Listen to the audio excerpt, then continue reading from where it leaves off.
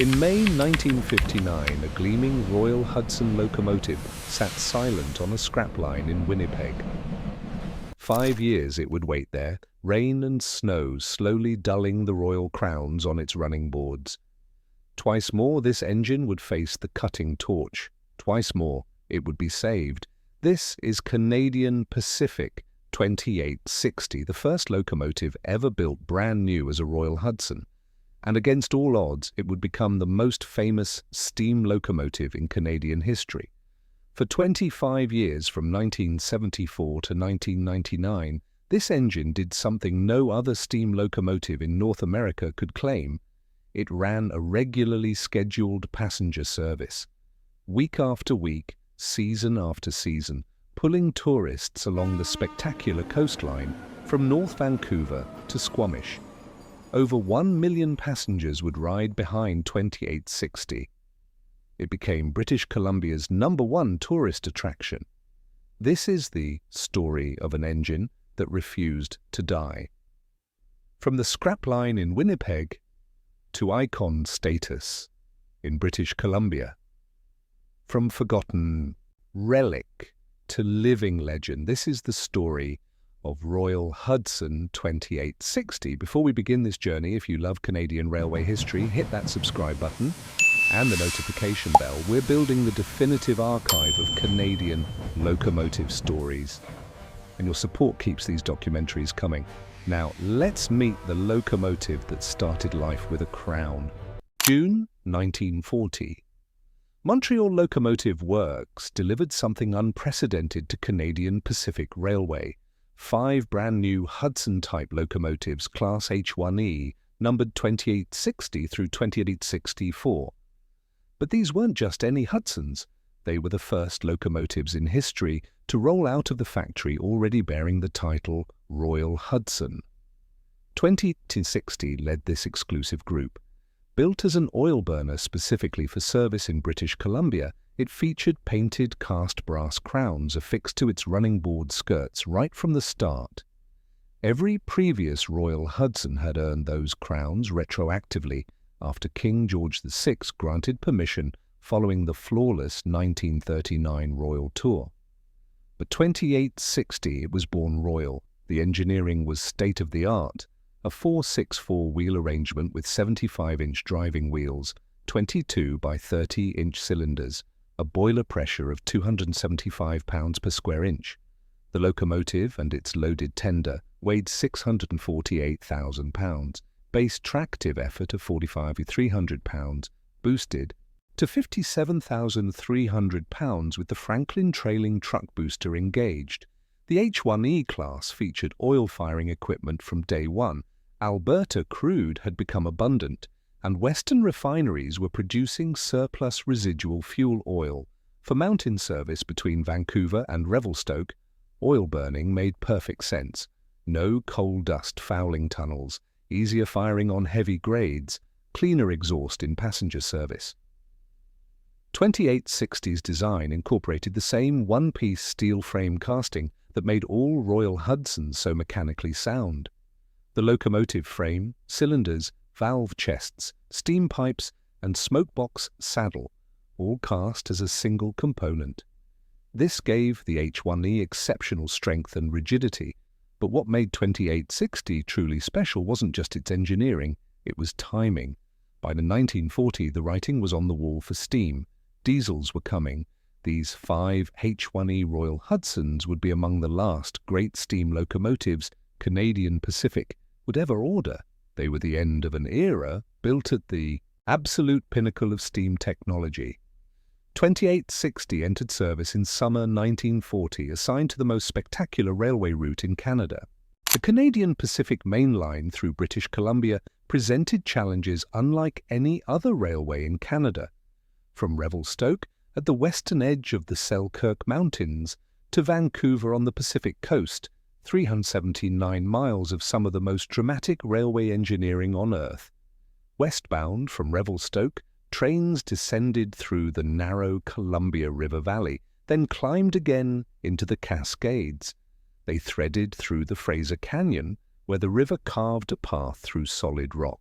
and the railway clung to cliffsides hundreds of feet above the water. East of Vancouver, the route followed the north shore of the Fraser River before swinging through the coast mountains to reach tidewater. This was 2860's domain for 16 years. Day after day, the locomotive hauled transcontinental passenger trains through this spectacular territory. The consist typically included heavyweight Pullman sleepers, dining cars, coaches, and observation cars. Passengers traveling from Winnipeg or Calgary would wake to find themselves in the mountains, with 2860 working hard at the head end. The oil firing system proved its worth on the long mountain grades. The firemen could maintain steady steam pressure without the back-breaking labor of shoveling coal.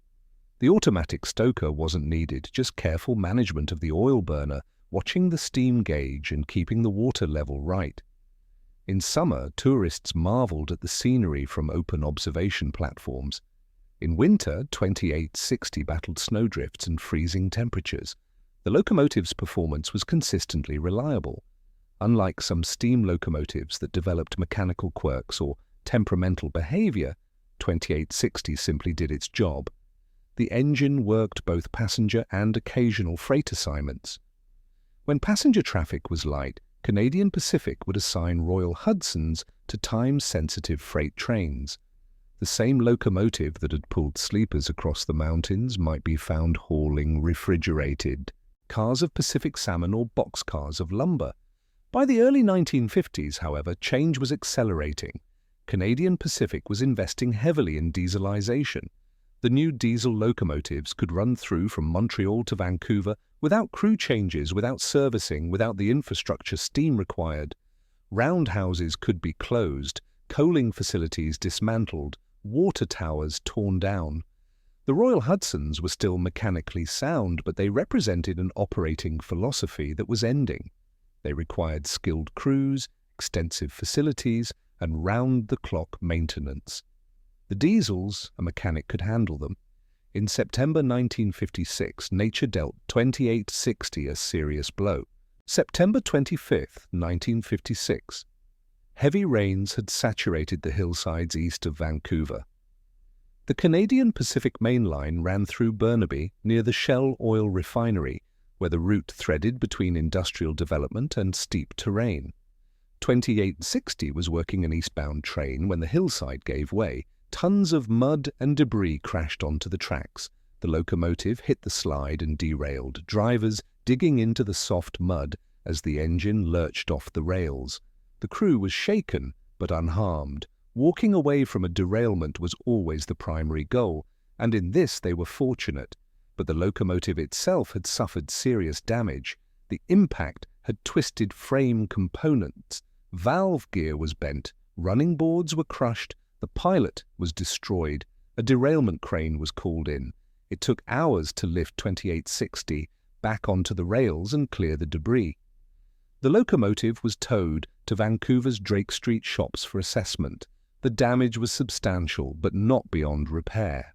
Canadian Pacific's skilled shop forces set to work.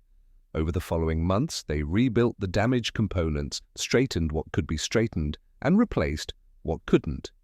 The work was thorough and professional, exactly what you'd expect from craftsmen who had been maintaining steam locomotives for decades. By 1957, 2860 was back in service, but not in British Columbia. Canadian Pacific reassigned the locomotive to Prairie Service, based out of Winnipeg. The transcontinental passenger trains that had been 2860's bread and butter were increasingly diesel-powered. The railroad needed steam power in Winnipeg more than in Vancouver. For 2 years, 2860 worked the prairies. Then, in May 1959, the end came. Diesels were everywhere now. The Royal Hudsons were being systematically retired. One by one, these magnificent machines were pulled from service and lined up for scrapping. 2860 joined the scrap line in Winnipeg. And there it sat, waiting for the cutting torch. 5 years. From 1959 to 1964, Royal Hudson 2860 sat on the scrap line outside Canadian Pacific's Winnipeg shops. Rain, snow, summer heat, winter cold. The The royal blue paint faded, the brass crowns tarnished. The machinery began to seize from lack of use. All around 2080-60 other locomotives were being cut up. The acetylene torches hissed, metal clanged. One by one, Canadian Pacific steam fleet disappeared. Hundreds of locomotives gone, melted down, turned into scrap metal and sold by the ton. But someone noticed 2860, the Vancouver Railway Museum Association was forming, and they wanted a Royal Hudson. In October 1964, they purchased 2860 from Canadian Pacific and arranged to have it shipped back to British Columbia. The locomotive that had worked the Mountain Division would come home. Except there was a problem. The Museum Association had no museum, no location, no facility, just enthusiasm and good intentions. 2860 arrived in Vancouver and was put into storage at the Drake Street Shops, the same shops where it had been repaired after the 1956 mudslide. And there it sat. Again. Years passed. The museum project stalled. Funding never materialized. The association couldn't find a suitable location. Meanwhile, 2860 occupied valuable shop space that Canadian Pacific needed for other purposes. By 1970, the locomotive faced scrapping for the second time. The railway wanted it gone. The Museum Association couldn't accommodate it. The situation looked hopeless. Then a businessman named Joe W. Hussey stepped in. He purchased 2860 from the Museum Association. His plans aren't entirely clear from the historical record, but he kept the locomotive alive for 3 more years. That turned out to be just long enough. In 1973, the province of British Columbia was looking for a tourist attraction. Something distinctive, something uniquely British Columbian. Someone suggested a steam train excursion. And wouldn't it be perfect if that train was pulled by a Royal Hudson? Hussey sold 2860 to the British Columbia government. The locomotive had been saved from the scrap line twice. Now it was about to be reborn. November 25, 1973, at Canadian Pacific's Drake Street Shops in Vancouver, a remarkable restoration began. The British Columbia Department of Travel Industry had contracted with Robert E. Swanson's Railway Appliance Research Limited to rebuild Royal Hudson. 2860 CPR shop crews would assist. The goal was ambitious: restore 2860 to closely resemble the Royal Train locomotive 2850 and make it mechanically sound enough for regular excursion service. The budget was limited. The timeline was tight. The excursion service was planned to begin in summer 1974. The restoration team stripped the locomotive down to assess its condition. After 14 years of storage and neglect, there was work to do. The boiler needed a complete inspection and recertification. Running gear required rebuilding. The air brake system needed overhaul. Electrical systems had to be rewired, but the basic structure was sound. That one-piece frame casting that Montreal Locomotive Works had poured in 1940 was as solid as the day it was made. The boiler, though neglected, had good metal. The driving wheels and motion were intact. 2860 was savable. Cosmetically, the transformation was dramatic. The locomotive was repainted in a scheme inspired by 2850's Royal Train appearance. Instead of the standard Canadian Pacific maroon and grey, 2860 received royal blue boiler jackets, silver running board skirting, and gold striping. The cab sides carried small plaques reading Royal Hudson. On the pilot, where 2850 had carried a Canadian Pacific plate, 2860 received one reading British Columbia. Most significantly, the smokebox front featured the British Columbia coat of arms instead of the Canadian coat of arms that 2850 had worn. And on each side of the tender, large British Columbia crests replaced the Canadian Pacific beaver emblem. This wasn't just a restored locomotive, it was a statement of provincial pride. The brass crowns on the running boards were polished to a mirror shine. These weren't reproductions, they were the original crowns from 1940, cleaned and restored. By June 1974, the work was complete. 2860 gleamed like new. Steam pressure was raised. The mechanical team ran tests. Everything checked out. The locomotive was assigned to British Columbia Railway, which would operate the excursion service in cooperation with the provincial government. On June 20, 1974, Royal Hudson 2860 made its first public excursion run from North Vancouver to Squamish. A new chapter was beginning. The route was 40 miles of spectacular scenery. From the British Columbia Railway Terminal at the foot of West 1st Street in North Vancouver, the line followed the shoreline of Howe Sound northward. To the west, across the water, mountains rose directly from the sea. To the east, the Coast Range towered overhead. The train departed at 9:50 a.m. Wednesday through Sunday from May through October. The consist typically included 6 vintage passenger coaches, painted in British Columbia Railway's green and gold livery. Open Dutch doors on the car vestibules allowed photographers and railfans to lean out and capture the locomotive at work. Northbound, the train hugged the coastline. Passengers could watch fishing boats and pleasure craft on Howe Sound. They'd see tugboats towing log booms. Occasionally, they'd spot seals or eagles. The views were constantly changing: water, mountains, forest, rock faces. About halfway to Squamish, the train passed the old Britannia copper mine, perched on the mountainside above Britannia Beach. This vast mining complex had operated from 1904 to 1974, and by the time 28 and 60 was making its runs, it was transitioning into the British Columbia Museum of Mining. Further north, the landmark Squamish Chief came into view, the second largest granite monolith in the world. Rock climbers could often be seen scaling its face. For passengers unfamiliar with the region, it was an impressive sight. The train arrived in Squamish around noon. Passengers could detrain, explore the town, have lunch, and watch 2860 being serviced for the return trip.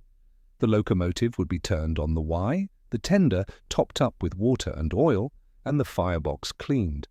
Then, in early afternoon, the southbound journey would begin. The first season exceeded all expectations. By the end of 1974, the Royal Hudson Excursion had carried 47,295 passengers. Revenue totaled $158,460. But more importantly, the service had captured public imagination. This wasn't a one-time special event. This wasn't a museum piece making occasional runs.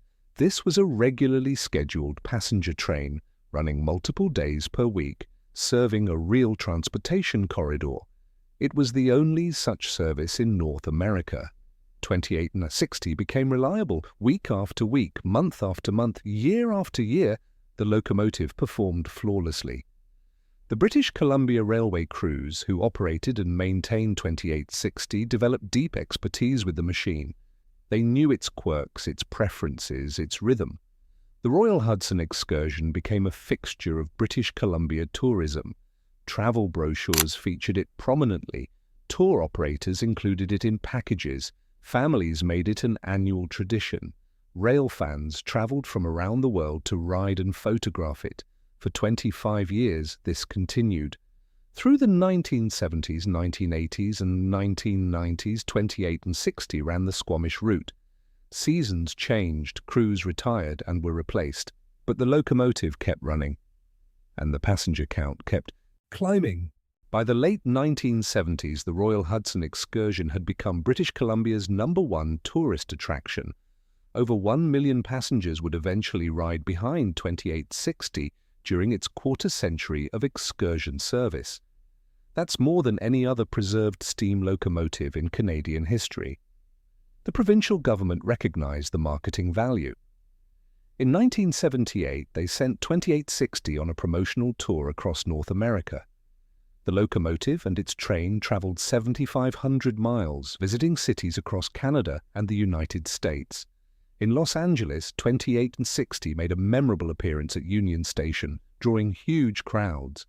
Everywhere it went, 2860 generated publicity for British Columbia tourism. Newspapers ran stories. Television news covered its visits. The message was clear: British Columbia had something unique. The excursion also spawned additional tourist services. Passengers could choose to ride the train one way and return by boat, taking the MV Britannia through Howe Sound. This combination package proved extremely popular, offering both rail and marine perspectives on the spectacular coastal scenery. The economic impact extended beyond ticket sales. Squamish benefited from the influx of visitors. Restaurants did good business on train days. Souvenir shops sold Royal Hudson memorabilia. The town's profile rose significantly. For British Columbia Railway, the Excursion was a source of pride. While the railway's primary business was freight, lumber, coal, grain, containers, the Royal Hudson gave BCR a public face that was warm and accessible. Children waved at the locomotive. Families posed for photos. The railway wasn't just an industrial operation, it was part of the cultural fabric. The locomotive itself proved remarkably durable. Unlike many preserved steam locomotives that spend more time in the shop than in service, 28 and 60 maintained an impressive availability rate. The British Columbia Railway Steam Shop in Squamish became expert in Royal Hudson maintenance. When parts wore out, they fabricated replacements. When systems needed upgrading, they engineered solutions. In 1986, Vancouver hosted Expo 86, a world's fair with transportation and communication as its theme. Steam Expo, billed as the largest gathering of operating steam locomotives since the 1948 World's Fair in Chicago, was a centerpiece event. T8 and 60 participated, of course, sharing the spotlight with locomotives from across North America. 2 years later, in October 1988, 28 and 60 was part of something even more ambitious, the Great Canadian Steam Excursion. Organized by the Royal Hudson Steam Society and the Rocky Mountain Rail Society, this was a 5-day, 2,030-kilometer round-trip journey across British Columbia. 2860 operated in multiple header, consists with Canadian National 6060 and Canadian Pacific 3716, travelling from North Vancouver to Kamloops, Jasper, Prince George, 100 Mile House, and back. Through all of this, 2860 just kept running, reliably, consistently, magnificently, but nothing runs forever. If you're enjoying this journey through Royal Hudson 2860's remarkable story, please take a moment to like this video and share it with fellow railway enthusiasts. And drop a comment below. Did you ever ride behind 2860? What's your favourite memory of the Squamish run? Now let's talk about the end of an era. The 1999 tourist season started like any other. 2860 was in good mechanical condition, the schedule was set, bookings were strong. But at the end of the season, while preparing the locomotive for special Christmas trains, shop crews discovered a serious problem. The superheater elements were leaking. These tubes, which ran through the boiler flues to superheat the steam before it entered the cylinders, had reached the end of their service life. The arch tubes were similarly life-expired, and there was additional boiler work required. The repair bill would be substantial. Estimates ran over $1 million Canadian dollars. For British Columbia Railway, now facing privatization, this was an impossible expense. The railway was cash-strapped. All passenger services were under threat. The political will to fund a steam locomotive restoration simply didn't exist. Moreover, Canadian Pacific's Royal Hudson, 28 and 16, was already in the BC Rail shop, being rebuilt under contract.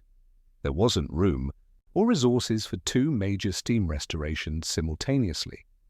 2860 was taken out of service. For the 2000 and 2001 seasons, backup locomotive 3716, a Canadian Pacific 280 consolidation that was also provincially owned, handled some Royal Hudson excursions. But after the BC Liberal government was elected in 2001, all BC Rail passenger services were gradually phased out. The Royal Hudson excursion ended. 2860 sat silent once again. After 25 years of faithful service, after over 1 million passengers, after becoming the most recognized steam locomotive in Canada, it sat silent.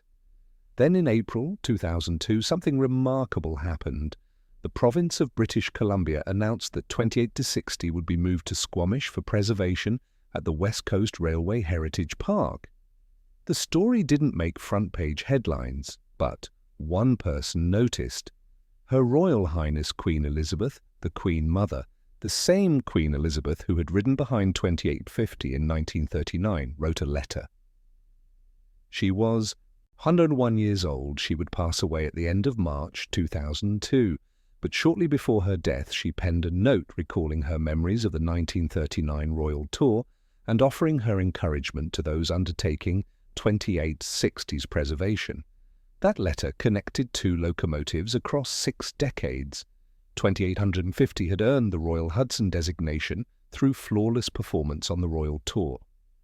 2860, its younger sister, had upheld that royal heritage through a quarter-century of exemplary public service. Both locomotives embodied the best of Canadian railroading. The West Coast Railway Association took custody of 2860. They launched a fundraising campaign for restoration. By September 2006, they had raised enough money, over $250,000, entirely from donations, to return the locomotive to operating condition. On September 28, 2006, for the first time since October 1999, 2860 steamed into Squamish Station under its own power. The restoration had taken just over a year. It was a triumph of volunteer, dedication and public support. From 2006 to 2010, 2860 made limited excursion runs. The locomotive couldn't return to regular Squamish service. Both Canadian Pacific and Canadian National had instituted strict no-steam policies on their tracks, restricting operations to special occasions only. But when circumstances allowed, 2860 ran. In May 2009, the locomotive led the Whistler Mountaineer train to Squamish in a special tribute run. It operated excursions on former BC Rail trackage, now owned by Canadian National. It made trips on Burlington Northern Santa Fe and Southern Railway of British Columbia tracks to White Rock and Cloverdale. Each run was an event. Photographers lined the tracks. Families came out to watch. The sight and sound of 2860 under steam still had the power to stop traffic and draw crowds. On December 9, 2010, 2860 made what would likely be its last scheduled run for a long time. The locomotive's operating certification was set to expire in January 2011. The cost of the required inspection and renewal work was estimated at over $1 million. After the December 9th trip, 2860 returned to static display. Today, Royal Hudson 2860 resides at the Railway Museum of British Columbia in Squamish, the same town it served for 25 years. It's still owned by the British Columbia government, but on permanent loan to the West Coast Railway Association. The locomotive is housed under cover in the museum's CN Roundhouse. Visitors can climb into the cab, ring the bell, touch the royal crowns, see the British Columbia coat of arms on the smokebox, stand in the presence of a machine that carried over 1 million passengers and never lost its majesty. Of the 5 Royal Hudsons preserved from Canadian Pacific's original fleet of 65, 2860 has the most remarkable story. 2816 returned to mainline service under CP's steam program. 2850 sits at Exparail, the Canadian Railway Museum near Montreal, honoured as the original Royal Train locomotive. 2858 is displayed at the Canada Science and Technology Museum in Ottawa. 2839 spent time operating on the Southern Railway before retirement. But 2860 became something more. It became the locomotive that brought steam back to regular passenger service in North America. It became British Columbia's ambassador to the world. It became proof that preservation isn't just about museums, it's about running, working, living machines. The locomotive's technical specifications matter: the 648,000-pound weight, the 57th 300-pound tractive effort, the 75-inch drivers. But what truly matters is what 2860 represented: continuity with the past, craftsmanship, reliability, pride. For a quarter century, 2860 never let anyone down. Walk into the Railway Museum of British Columbia today, and you'll find 2860 exactly as it looked during its excursion years. The royal blue boiler jacket still gleams, the silver running board skirting still shines, the brass crowns are still polished, the British Columbia coat of arms still decorates the smoke box. But something else lives on too. Memory. Ask anyone in British Columbia of a certain age about their memories of the Royal Hudson, and stories pour out. Riding with grandparents, birthday trips to Squamish, the thrill of watching 2860 accelerate out of North Vancouver, stack erupting with black smoke, the whistle echoing off the mountains, the smell of hot oil and steam. For children who rode behind 2860 in the 1970s and 1980s, that experience often sparked lifelong railway enthusiasm. Many of today's railway preservationists, historians, and advocates trace their passion back to a trip on the Royal Hudson. The locomotive's influence extended beyond passengers. Railway photographers honed their craft chasing 2860 along Howe Sound. The consistent weekly schedule meant they could plan shoots, experiment with locations, and build portfolios of world-class railway photography. Railway Museum volunteers learned steam locomotive operation and maintenance by working on 2860. The British Columbia Railway Steam Shop in Squamish became a training ground for a new generation of steam experts. When 2860 finally ceased operation, those skills dispersed across North America, contributing to preservation efforts from coast to coast. The economic model mattered too. 28 and 60 proved that preserved steam locomotives could generate revenue, support local economies, and operate sustainably over long periods. Other railways studied the Royal Hudson Excursion when planning their own heritage operations. But perhaps most importantly, 2860 demonstrated that steam locomotives aren't museum pieces to be looked at through glass. They're meant to run, they're meant to work. They're meant to be experienced in motion, under steam, doing what they were designed to do. That philosophy, preservation through operation, has shaped railway heritage efforts across Canada. It's why CP brought 2816 back to service. It's why organizations fight to keep steam locomotives certified and running. It's why enthusiasts donate money, volunteer time, and advocate for active preservation. 2860 wrote the playbook. Will 2860 run again? That's an open question. The boiler has been rebuilt. The mechanical condition is monitored. The West Coast Railway Association maintains the locomotive carefully. If funding becomes available, if circumstances align, if public demand is strong enough, perhaps. But even if 2860 never turns a wheel again, its legacy is secure. Over 1 million passengers, 25 years of regular service, British Columbia's #1 tourist attraction, the only regularly scheduled mainline steam excursion in North America. From the scrap line in Winnipeg to icon status in British Columbia, from forgotten relic to living legend. Royal Hudson 2860 earned every bit of that royal designation. In June 1940, Montreal Locomotive Works delivered a locomotive that was born with a crown. It worked 16 years in mountain service. It survived a mudslide. It sat on scrap lines twice. It was sold 3 times, and then it was reborn. For 25 years, Royal Hudson 2860 did something no other locomotive in North America could claim. It ran regular passenger service, every week, every season, every year. Over 1 million people experienced the power, the grace, and the majesty of steam locomotion behind this engine. 2860 proved that steam wasn't just history, it was heritage worth preserving, worth experiencing, worth sharing with new generations. Today, in the CN Roundhouse at the Railway Museum of British Columbia, 2860 rests. The royal crowns still gleam on the running boards. The British Columbia coat of arms still decorates the smoke box.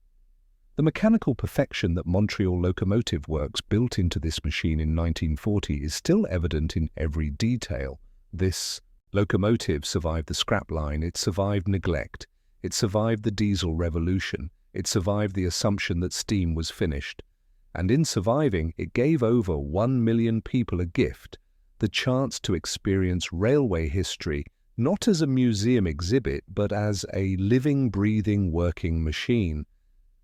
That's the measure of an icon, not just what it was built to do, but what it inspired people to preserve, not just the miles it covered, but the memories it created, not just the mechanical achievement, but the cultural impact. Royal Hudson 2860, from scrapline to icon, from forgotten to unforgettable, the locomotive that brought steam back, and in doing so became the most beloved steam locomotive in Canadian history. This is Locomotive Canada, preserving the stories of the machines that built a nation. Thank you for joining us on this journey through Royal Hudson 2860's remarkable story. If you want to see the next chapter in our Royal Hudson series, check out the video about Locomotive 2850 and the 1939 Royal Tour, the journey that earned these engines their royal designation. And don't forget to subscribe to Locomotive Canada for more in-depth documentaries on Canadian railway history. Until next time, keep the steam alive.